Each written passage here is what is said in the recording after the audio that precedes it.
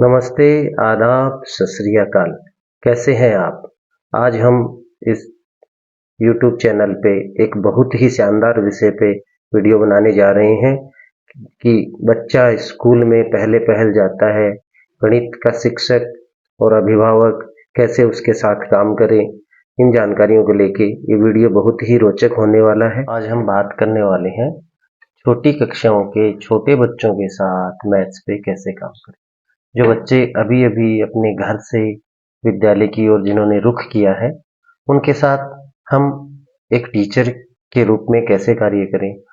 हो क्या रहा है हमारे विभिन्न विद्यालयों में जब हमने देखा है, तो हमने पाया कि जैसे ही अ, शोखाना बोल सकते हैं, उसकी कॉपी एक टीचर को दिखाई देती है, वो उसमें पहले दिन ही स्टार्ट कर देता है और संख्या 1 से लेके 10 पहले दिन ही बच्चे को डाल के दे देता है और उनके द्वारा ये अपेक्षा की जाती है कि बच्चा होमवर्क करके लेके आए, साथ ही वो उसको याद भी करे। होमवर्क वो बच्चा अपने घर लेके जाता है, खुद कर पाए या नहीं कर पाता है, अपने बड़े भाई बहन या मम्मी पापा घर में जो भी हैं पढ़े लिखे लोग हैं, उनकी मदद से जैसे तैसे करके वो बच्चा होमवर्क कंप्लीट करके आ जाता है। अगले दिन टीचर उस होमवर्क को देखते हैं और एक्सीलेंट, गुड जैसा उनको अनुरूप लगता है, अच्छा लगता है, अनुकूल लगता है, जैसा लिखा हुआ है बच्चे को मोटिवेट करने के लिए वो डाल देते हैं। लेकिन वो जो 10 चीजें हैं, 10 जो अंक डाल के दिए हैं, वो बच्चे से कहीं भी उसके साथ साक्षात्कार नहीं हो पाता है। ऐसी सिचुएशन में टीचर के द्वारा किया गया जो कार्य है, वो निरर्थक हो जाता है, बेकार हो जाता है। उसके परिणाम है वो सकारात्मक नहीं आ पाते हैं। होना क्या चाहिए जब हम इस पे बात करें, तो बच्चा जो अभी-अभी घर से आया है, अपनी मम्मी के आंचल को छोड़ के स्कूल की ओर रुख किया है, तो उसकी जो जानकारियां हैं, उन जानकारियों पे ज्ञान का निर्माण करते हुए हमें उन्हें आगे बढ़ाना चाहिए। जैसे बात करें हम छोटा बड़ा, छोटे बड़े की समझ बच्चा रखता है अपने घर में अपने मम्मी पापा या किसी बड़े भाई बहन के द्वारा, जब कभी उन्हें बाजार से कोई वस्तु लाके दी गई थी, विभाजन हुआ था, तो एग्जैक्टली बच्चे ने ये पहचान कर ली थी कि टॉफी उसको छोटी मिली है या बड़ी मिली है। तो छोटी और बड़ी की वो समझ रखता है और ये जो समझ है छोटे बड़े की, ये उसने उस समय भी की थी जब उसकी पेंसिल उसकी बहन की पेंसिल से छोटी या बड़ी थी, और ये समझ उसने तब भी की थी जब उसने खाने की जो चीजें थी उनकी लंबाइयों को देख के उसने अपने मस्तिष्क के हिसाब से ये तय कर दिया था कि ये छोटी है या बड़ी है। उसने बड़ी की डिमांड की है, जैसा कि इच्छा होती है बच्चों की, वो बड़े की ओर आकर्षित होते हैं। इन चीजों का गणितीयकरण करना विद्यालय का काम है, लेकिन विद्यालय ये तय नहीं कर पाता कि इन चीजों का गणितीयकरण पहले हो।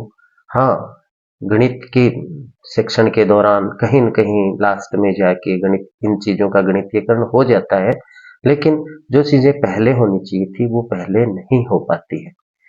अब हम ये बच्चे के समक्ष रख नहीं पाते कि उसे ये जो काउंटिंग है ये क्यों सीखनी है, क्यों सिखाई जा रही है, कहाँ काम आना है। उसके लिए तो आकृतियां चित्र मात्र होती है और कुछ भी नहीं होते हैं। ऐसी स्थिति में वो मैथ्स उसके लिए बोरिंग हो जाता है और वो धीरे धीरे मैथ से दूर होने लगता है। और बहुधा ये देखते हैं कि 10वीं क्लास तक आते आते बच्चों का मोह भंग हो जाता है। जैसे ही 10th क्लास के बाद में मैथ्स की अनिवार्यता नहीं है, वहां से बच्चे धीरे धीरे करके निकलना शुरू कर देते हैं, विभिन्न शाखाओं में चले जाते हैं। गणित जैसे शानदार विषय की ओर अपना रुख नहीं कर पाते। उसका कारण मैं कहीं न कहीं इन चीज़ों को मानता हूँ। दूसरी जो चीज़ें हैं, बाएँ-दाएँ की समझ, ऊपर-नीचे की समझ, पास और दूर की समझ है, कम और ज़्यादा की समझ। इन समझ पे छोटे बच्चों के साथ काम करना चाहिए ताकि उनकी समझ पुष्ट हो सके, वो ये समझ सके कि उनको जो ये कार्य करने को मिल रहा है वो उनके दैनिक जीवन से जुड़ा हुआ है, उनके जीवन में काम आने वाला है।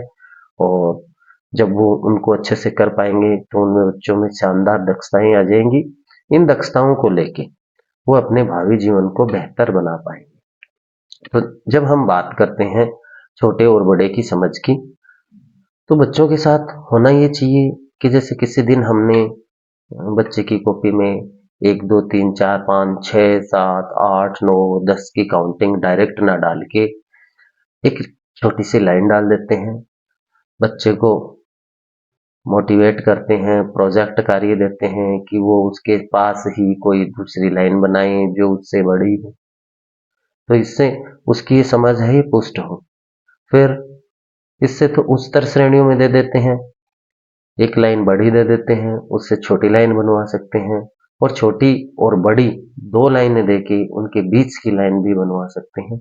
इस तरह तुलना करना बच्चा उन लाइनों की मदद से धीरे धीरे सीख जाता है, फिर कहीं जाके उनको अंकों पे ले आना चाहिए।